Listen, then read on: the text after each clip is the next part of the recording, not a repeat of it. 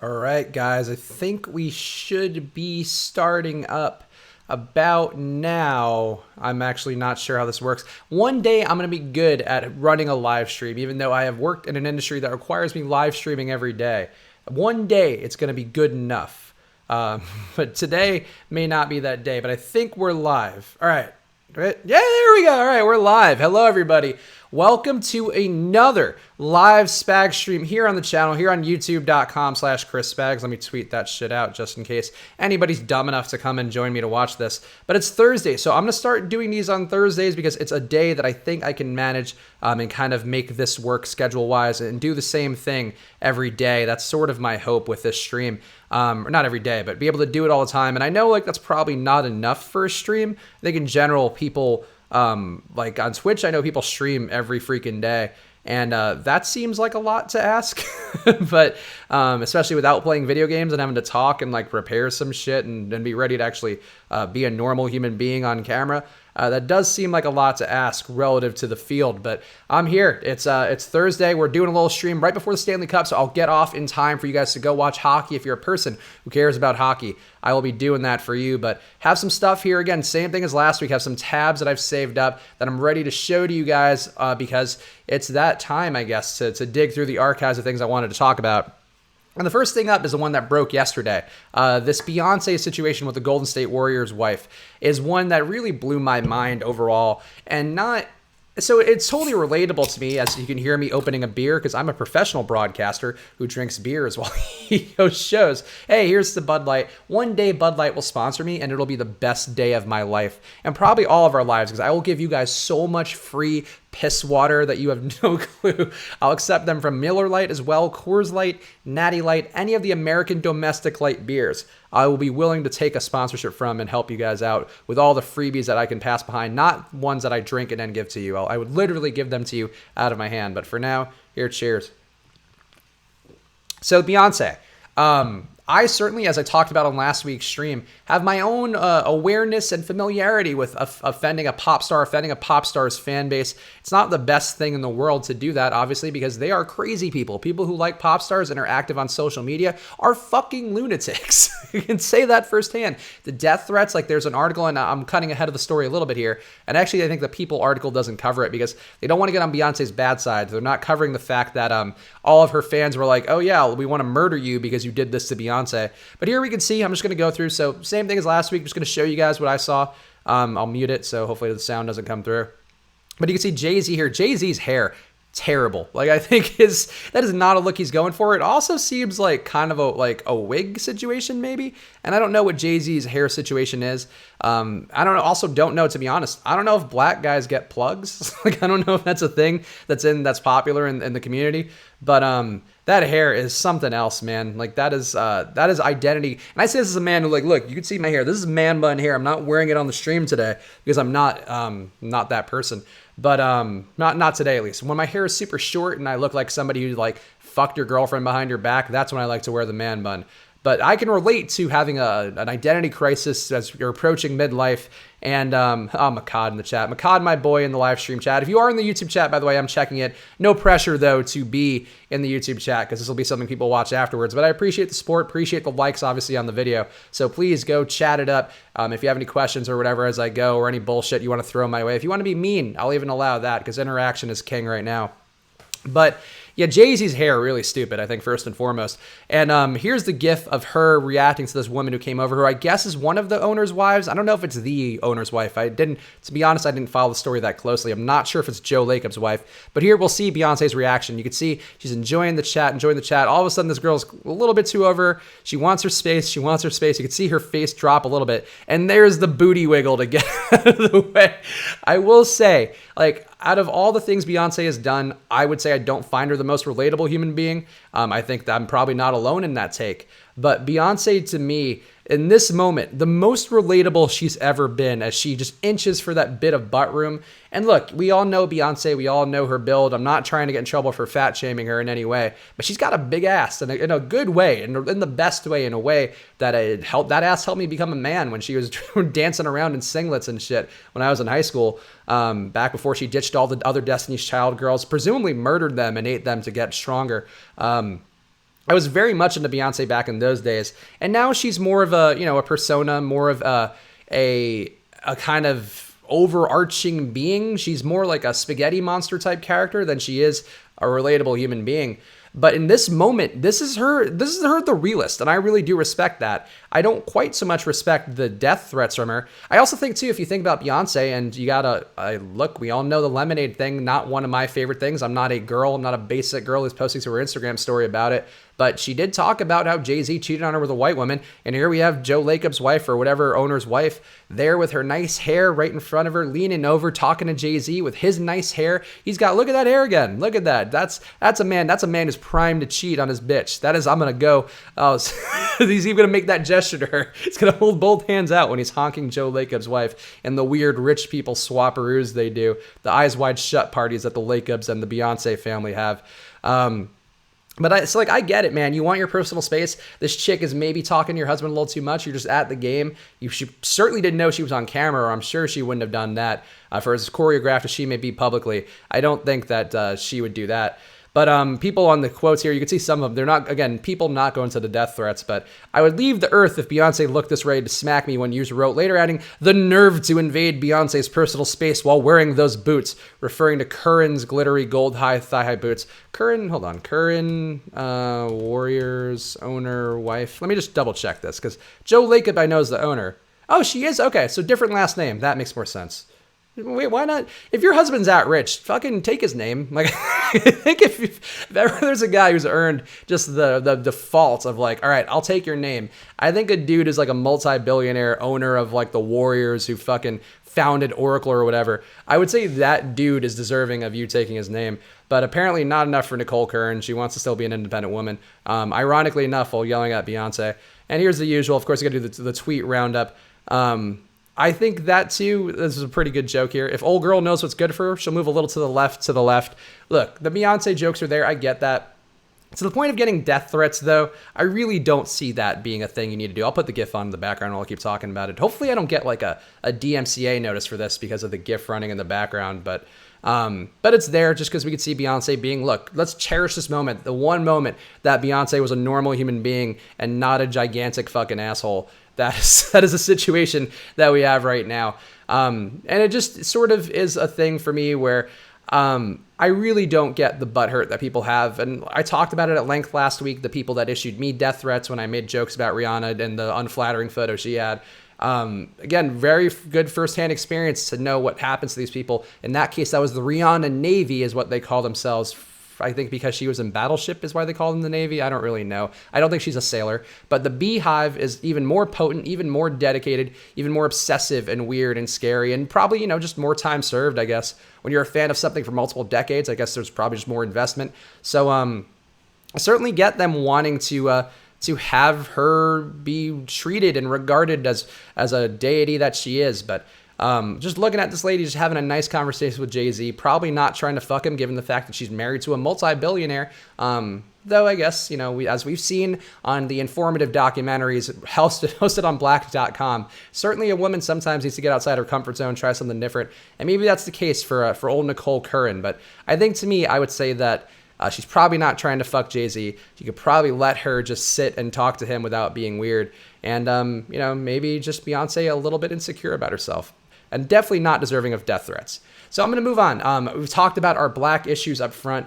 And to be honest, now that I went through that Beyonce thing so fast, I don't know that I prepared enough content for the stream. We'll find out. So I was listening to the Bill Simmons podcast this week, and that's one of the podcasts I've always enjoyed. And even though he was, I always actually hated this when I was at Barstool, where they were like, oh, Bill Simmons sucks, because he was like the Boston guy who sold out and kind of betrayed his Boston roots, and who became the guy who, he's certainly a bit corny, but I think the fact that he gets treated like he's Rick Riley, the old Sports Illustrated writer who just makes corny jokes and like super white golf guy shit and makes the lamest dad jokes that aren't even like ironically good. He's so fucking lame. Like, that dude is very lame up to this level. Bill Simmons is lame to like this level, where he's still, to me, one of the most influential writers that I've ever seen in my career. I think he changed a lot of the blog formatting of sports that you saw. Like, I think Deadspin probably wouldn't exist without Bill Simmons. And certainly, you could say the Gawkers of the world also contributed to that, because it's sort of a similar kind of joke, but the pop culture references being weaved into things, like, that's stuff which I think now is kind of cliche, kind of trite, kind of overdone. And when it's not done well and like you're using only references from like the 1970s, like we talked on the live stream I did today for work, like talked about a streetcar named Desire. That's certainly not a relevant reference to a kid who's like 20 right now, even if he's like the most worldly, most educated kid. It's not one that necessarily pops up on their radar. But I do think, your frame of reference is your frame of reference. And for Bill Simmons, that frame of reference is very strongly the mid-90s, early 90s, mid-80s, that kind of situation. So it's all cool. I think he's a guy who I would support more often than not. Very influential. I think his podcast is great. I think as a podcaster, too, he's very ahead of the curve. So we had Chuck Klosterman on, another dude who's one of my favorite writers. Very great, kind of like social critic guy, I guess is the best way you could explain it. Some of his books are basically just like long-form essays about different topics, and they kind of give you a different look. And he also does fiction. He also does like rock writing. But they were talking about this kid, Matt Boling. And Matt Boling, if you're not aware, and I wasn't aware, I guess he was like a national story like 2 weeks ago. And with my job, I don't get sometimes to get my head above water to fully keep up with everything. So if he's been talked to death, I apologize. But I was blown away as they were talking about this kid, and they were talking about him.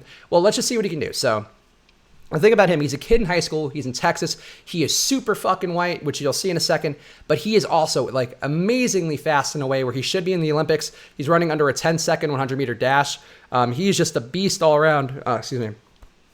Those burps add up fast. But let's watch him here. So you can see the distance right now. This is the guy on his team in a relay race, 4x400. So if you're familiar with track, it's the full lap around the course, basically around the track itself. And we can see the distance there. Let's go. Let's watch it.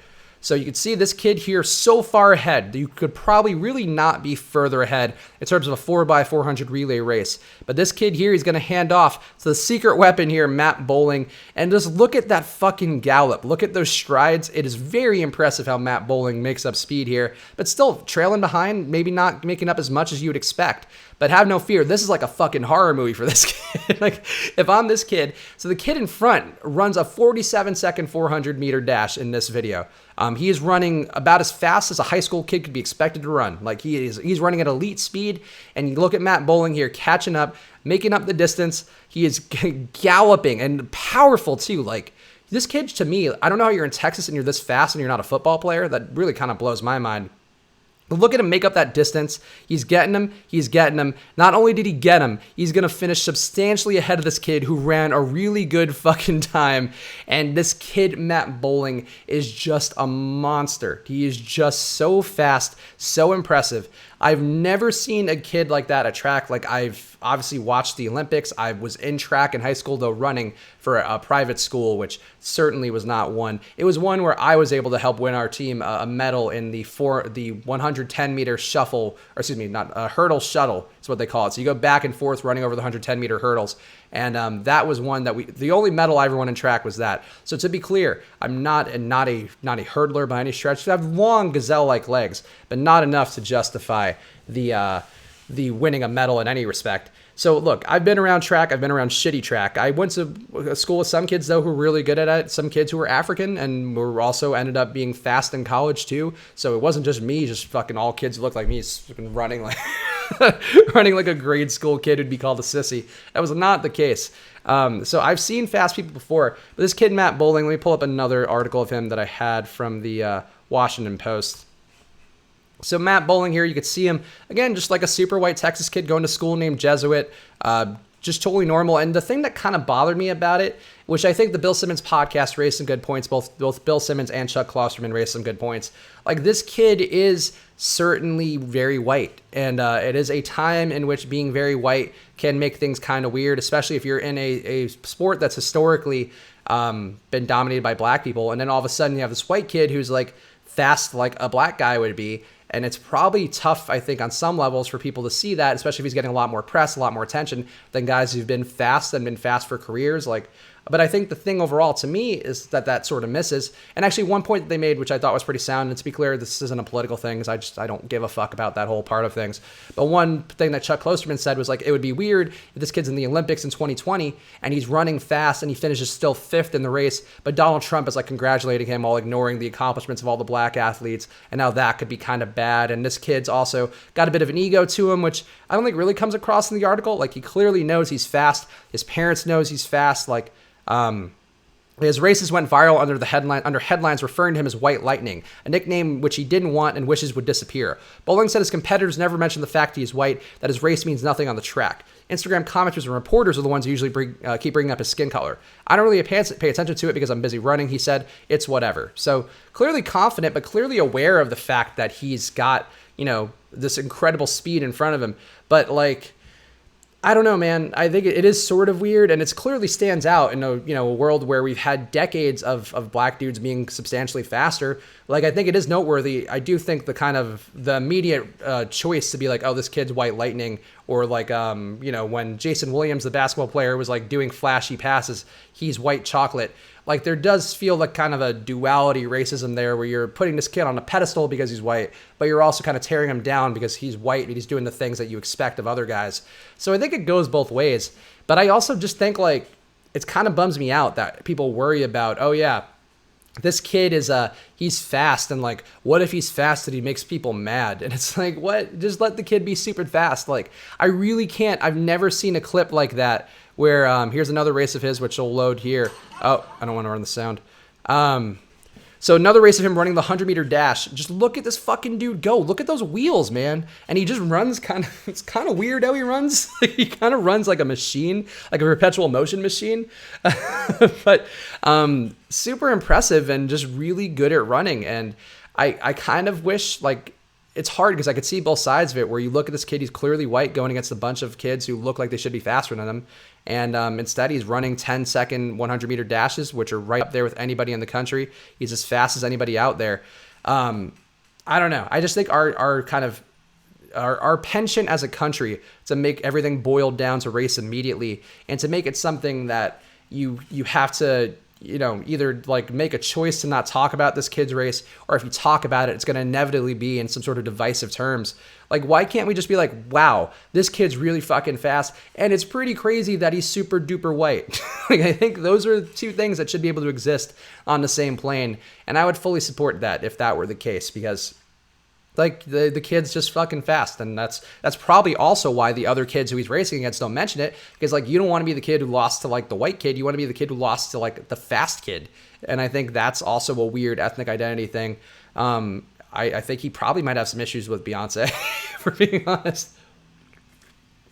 The word uppity may come out once or twice from this Texas teen, but honestly, the kid, they're like, no, I'm just like, that's a joke, to just be clear, because people are going to stumble upon this and get mad about it. And it'll be a weird mix of the people who are watching this video, or the people who are like Beehive people, and the people who find me talking about Matt Boling's race and being like, well, why, like, some fucking weird white nationalism shit that they're going to come right over from the Crowder show or whatever on YouTube. That's so the hot button issues that are being discussed on there. But I don't know, man. Like, I think it's weird to me how we always kind of have to preemptively get ahead of the curve with race and preemptively be like, well, what if he's like one of the bad ones? What if he's like a MAGA guy? Like, who cares, man? Like, why do we have to, like, why does Joey Bosa have to delete all his Twitter posts because he's going to San Francisco and he's worried they're just going to ostracize him? Like, people believe what they believe. If you want to try to educate them, if you want to make them better, as long as they're not being dicks about it, that sort of is what the thing is. And I would rather us appreciate Joey Bosa for being like an elite pass rusher. I'd rather be able to appreciate this kid for being fucking stupid fast, like Bo Jackson, like fucking like Herschel Walker, like all these guys. That dude is ripping up the turf behind him. I just don't get, though, how if you're Texas, you just don't have this kid playing wide receiver and just having him run fucking seam routes over and over again. That kid, like, just straight line speed, and he's got curve speed too, so you want to have him plant and do a fucking slant, and you can do that too, but just like that kind of speed, the coaches who are at Jesuit or whatever, they should be fired immediately. If you're a Texas coach and you're there, you should immediately be fired for not getting this kid out there even part-time. Like, I also kind of don't get, like, obviously if you're preternaturally fast, and this kid also, Matthew Boling, claims that he's like really good at the long jump too, or his coach actually said that his best event is the long jump. Let me pull up his photo. I feel like shouldn't leave the screen on text because text is less visual inherently, unless you're just going to read an article while I'm talking. I think that it is sort of weird how, like, nobody just got him to football and how he ended up on track. Like, I guess if you're that fast and you're also good at the long jump, like, maybe you kind of naturally gravitate towards there. And maybe because he is super white, he'll have more earning potential than other track athletes have, because you could make a lot if you're Usain Bolt, but you're probably not making a lot if you're like generic guy in heat number 3, even if you are an Olympian. So I would just immediately have put him, even baseball, like, he doesn't even matter if he can hit, just put him on base, get him on the base paths, and he's fucking dynamite. I don't get how you end up as a track athlete in the current age, just knowing economically what you can do. Like you must really love track. And I think I want to hear this kid's story more. Like I want to know why he likes track so much. I want to know why he did that and not other shit. I'm really curious about this kid. And also like I'm curious about fucking high school basketball kids too. Like I'm curious about kids of all races who are like really good at something at an early age. I was watching some video of, what is that? I think it's Robert Weissman is the kid's name, which sounds like an old Jewish man. But I think he's the Memphis guy. Fuck. I think he's a Weissman? No. Who's the fucking Memphis recruit? Memphis recruit. I looked it up a couple days ago. Memphis recruit basketball. Fuck. Who the fuck is this kid? Anyway, it's a fucking gigantic kid who's like 7 feet tall and has like a big head. Actually, I really want to find this video. Memphis recruits. What the fuck? John Weissman? Damn it. Now this is the time where I really wish I had more people in the stream or had prepped better in advance, because this kid was so sick. And I was watching his highlight reel. And another top 40 recruit. All right, we're going to find the answer to who the fuck is going to Memphis here. James Weissman. That's it. All right. James Weissman. Where is the YouTube video? YouTube. So, like, this kid, obviously pretty black, I guess you could say, like, especially relative to Matt Boling. But just, like, a giant kid who can shoot like Kevin Durant, can block like anybody in the NBA right now. And, like, I'm intrigued by this kid, too. Like, but for him, there's no curiosity where it's like, what are you going to do? Like, he can't be a quarterback. He probably can't be a track athlete, given that he's got these fucking long kind of weird strides. But just look at him, he can fucking shoot from outside, and he looks like an NBA Jam character who got the big head mode on him, because he's just like a fucking monster compared to these kids. And there is another kid at center on the other side who's like also pretty big, and he's just beasting all of them. He's blocking all the shots this game. 29 points, 20 boards, 10 blocks, a triple-double with Penny Hardaway there eating fucking popcorn and not looking like a little Penny at all these days. But he's a big college recruiting beefy boy. He's got to get these 7'10" monsters you'd make an NBA Jam into your game. But, like, the kid's a beast. I just don't think we should lump Matthew Boling away as being like, oh, it's weird that he's a curiosity, when I'm very much Zion Williamson too, just as curious about Zion. I want to know all the things about all these guys, because, like, it's fucking amazing that the kids are able to do this and be this big and be this, like, built like a man. Like, that was always the thing, and it still is the thing to some respects in the NBA, and part of why I think they're willing to come off now of the 1 year in college rule, the one and done rule, is that, like, these kids are grown-ass men. And I remember that we debated that when I was at USC with Adrian Peterson, where it was like, hey, Adrian Peterson was, I think, a senior. Oh, actually, this is going to make me feel really old. But he was like a senior in high school maybe, or was a freshman in college when I was in college at some point. For one of the years I was in college. And I remember I was in a sports media class with somebody who was talking about him, and they were like, yeah, like, why are you not going to have Adrian Peterson in the NFL right now when he's built like a man, he can run like a man? Like, what is the point of having him in college for 3 years when he's ready to go now, and you're wasting 3 prime years of his earning potential? And I think especially for a running back, like, you're wasting their earning potential.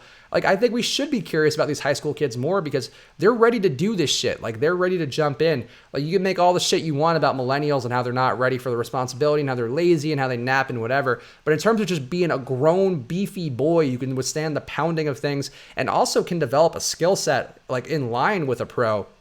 All these high school kids are able to do that now, and you have kids like James Weissman. Robert Weissman still, it's got to be somebody, right? There's got to be a Robert Weissman somewhere, though. I think that Google result just had, like, old dead Jewish guys. So perhaps there isn't a Robert Weissman who's famous. But James Weissman is, like, legit a beast. Matthew Boling is a beast. Like, just get these guys in the Olympics the second they could do it. Train them up, make them good, make them the best they can.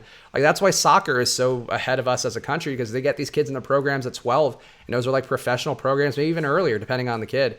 And I think the sooner we recognize the fact, like, just get these kids in when you know they're really good. I think as a little kid, play all the sports, play 3 different sports. I think I firmly buy into that whole logic of, like, you're a better athlete when you play hockey and you play soccer and you play basketball and you run track, because it just builds a different dexterity for you.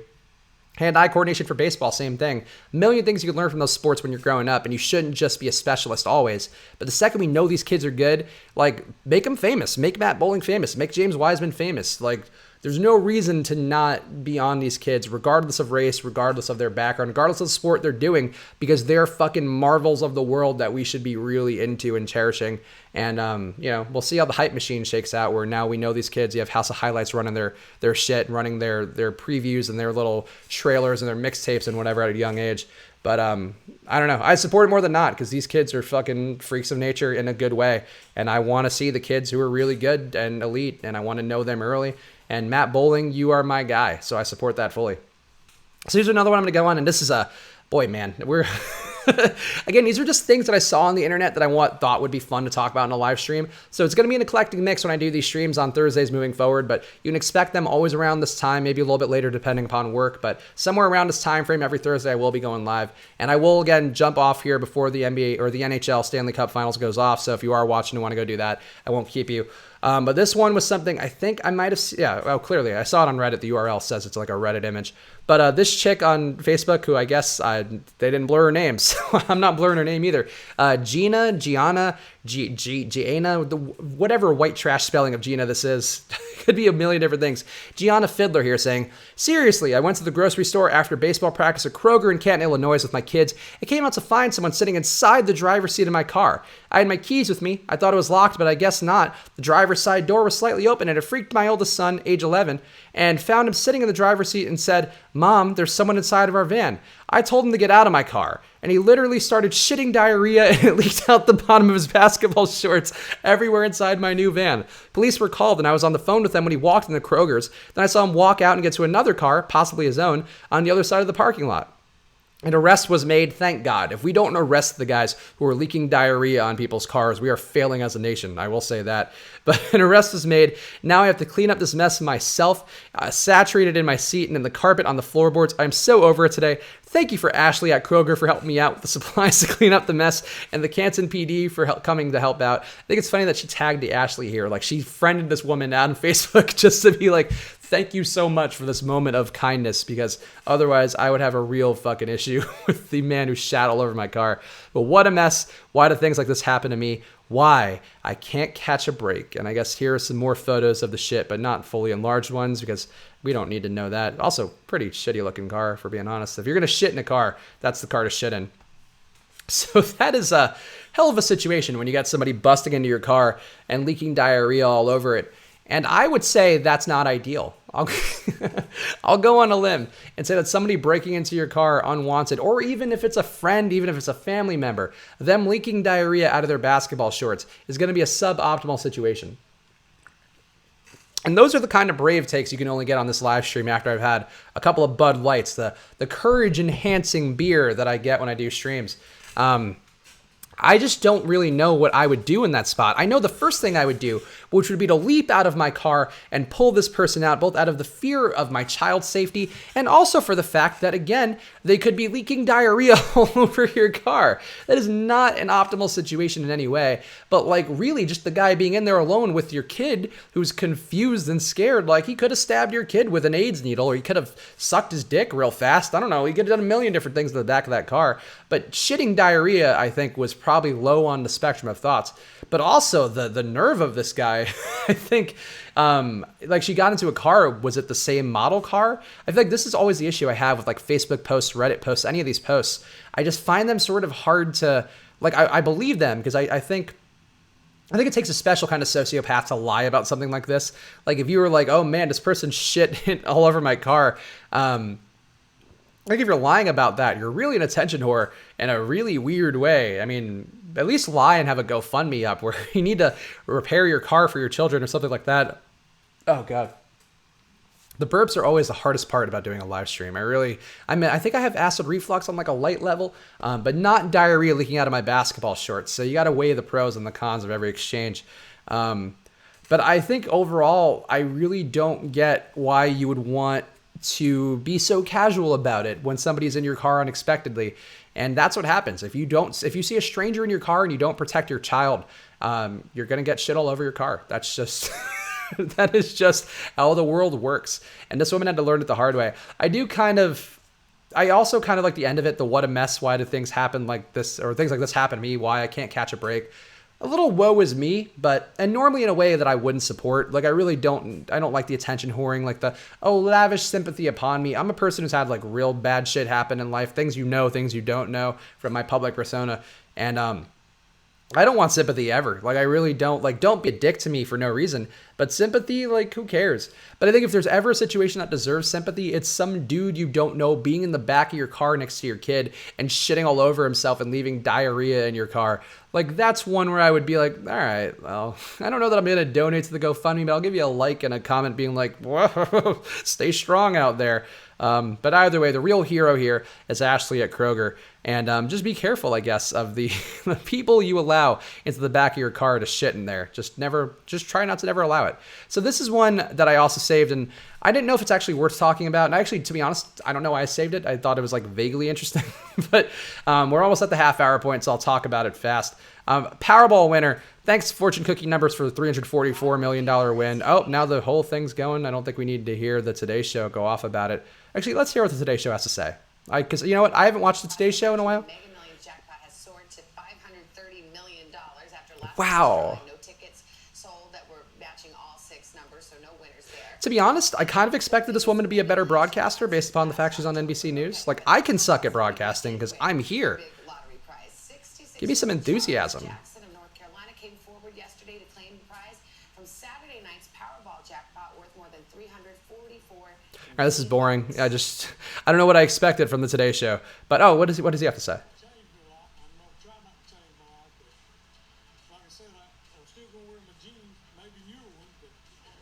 Oh, that's nice. He's gonna get some jeans. All right, that's adorable. He's gonna get himself some jeans because he's just an average guy. He's a working class Joe who has won millions because of Chinese food numbers.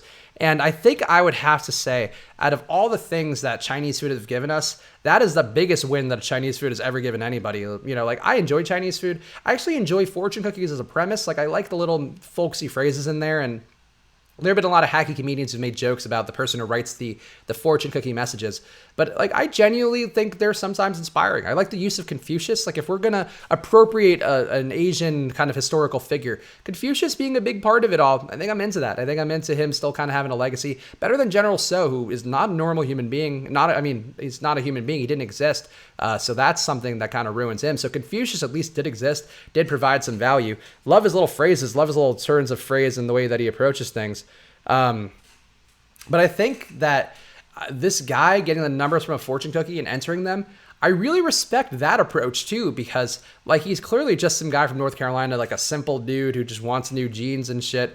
And, okay. Interesting. My friend's sending me a job listing for, who works at Fox, setting a job listing for, a producer at WWE, which compelling little text. Get weasel my way back into the billion-dollar company.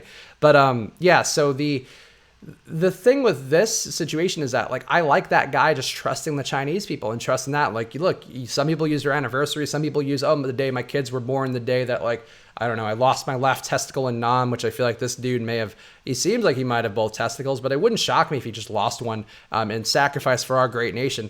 But this dude is really a guy who just trusted the gift that he got from a Chinese place, and it actually paid off. And I would be curious to know statistically, because like the amount of Chinese food we eat as a nation, like part of the General Tso thing, and the reason I know he doesn't exist is not because of my own intricate knowledge of General Tso and his background, but I watched the documentary on Netflix, the Chasing General Tso, I think is what it's called. General Tso, I just want to make sure I got this right, because it actually is one that you guys should watch if you're a person who likes documentaries. It is also kind of curious. The Search for General Tso is the name of it.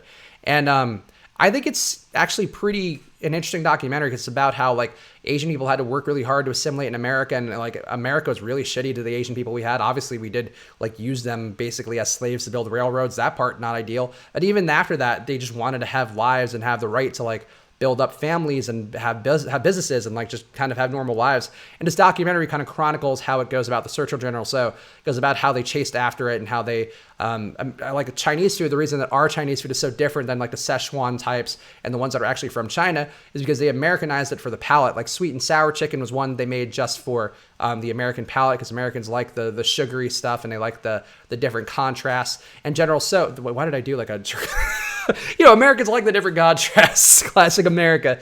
America, fuck. They like that contrast. And General So is the same thing, where they made that super spicy food, but also gave it the kind of sugary, thick sauce that goes along with it. And that was a part of their quest to be accepted in America. And, that's something which they contributed in their way. But nonetheless, like, out of decades of time in which fortune cookies have existed, really do wonder how many times they won the lottery. Like, it can't be that many, because many people don't win the lottery. I assume even more people wouldn't go like, yeah, let me just walk in with this fortune cookie and be like, can I have one of these? I don't think that's a thing people are often doing. But I'd be curious to know, because I bet it's happened more than once, and I bet it's happened actually a shocking amount of times overall, because it's as lucky as anything. I mean, it's as lucky as you pulling numbers out of your ass or just using the random generator. I think I would trust the fortune cookie just as much, if not more so. So that's it. All right, now it's time for the Stanley Cup Finals. I will not be watching, but I want you to be able to. So thank you guys for tuning in here. Again, a little bit shorter stream. I guess I'm trying to keep it on like the half-hour-ish, 40-minute-ish mark, but hit that like button if you've been checking it out. If you're watching it after the fact as well, please don't issue me death threats about my takes on Beyonce or Matt Boling. I love them both equally, and I would not like to die because of them. But I appreciate you guys tuning in and subscribe. Hit the notification bell to know when I go live, and hit that like button. The likes help me out a bunch, so I appreciate you guys watching, and I'll be doing this again next Thursday, so tune in, subscribe, be ready for me to do these on Thursdays. But I appreciate you watching, and we'll see you again soon. And now if I remember how to shut off the stream, now I'm shutting off the stream. Ha!